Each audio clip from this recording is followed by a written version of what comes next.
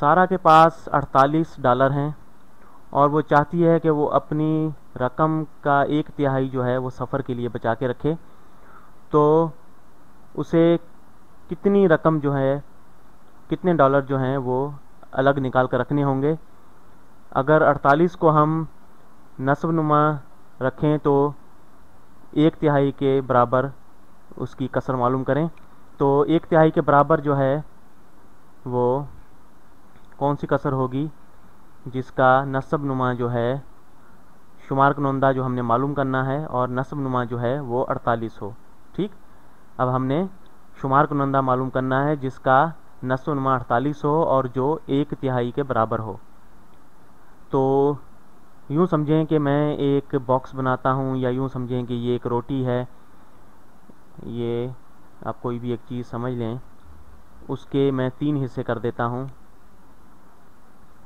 इस बॉक्स के 3 हिस्से ये मैंने बनाए। ठीक, ये 3 हिस्सों में मैंने तकसीम कर लिया।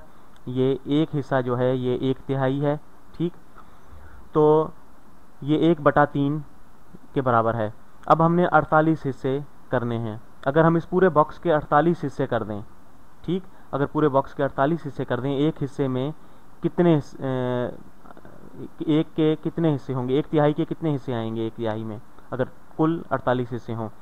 तो ये देखें कि आप अगर 3 को हम 16 से ज़रब दे दें तो 48 हो जाता है। मैं इसके 16 हिस्से बनाता हूँ। ये 48 को आप 3 से तकसीम करें तो ये 16 होता है। तो यूँ समझें कि ये जो है ये मैंने इसके 16 हिस्से कर दिए एक के, तो 1/3 जो है वो ये जो है ये 16 हो गए, इसके 16 हिस्से हो गए, 16 हिस्से ये हो गए और 16 हिस्से ये हो गए। तो ये जो है 16 हिस्से जो हैं ये 48 का 1/3 हैं।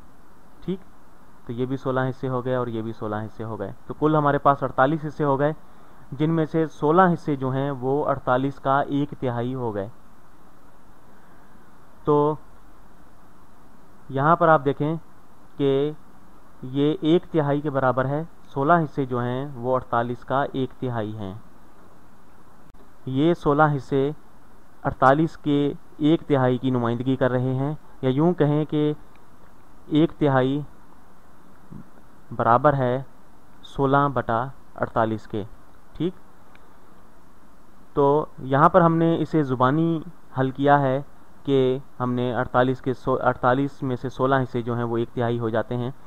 तो अगर इसे हमने लिखकर या हिसाबी तौर पर इसे करना हो तो उसका बेहतरीन तरीका यही है कि 1/3 में अगर 1/3 जो है, इसमें 3 को अगर हम 16 से ज़रब दे दें तो ये 48 हो जाता है। ठीक, तो ये हमारे पास 48 आ जाता है।